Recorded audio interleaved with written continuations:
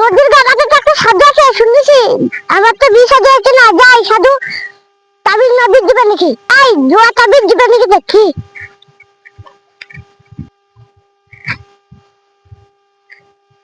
বাবা সাধু। কি বাবা?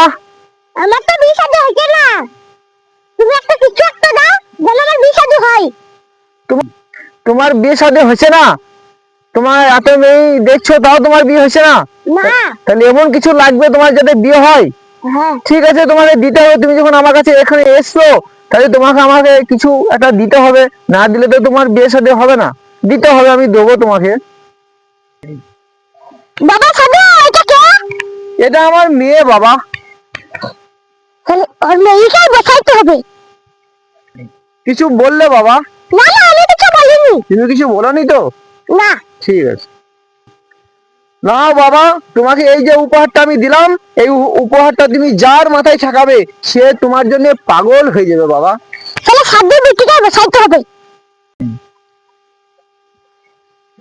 দাঁড়াও শুনি, দাঁড়াও শুনি, দাঁড়াও শুনি, দাঁড়াও শুনি।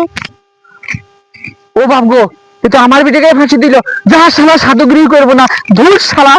ওই রে মা।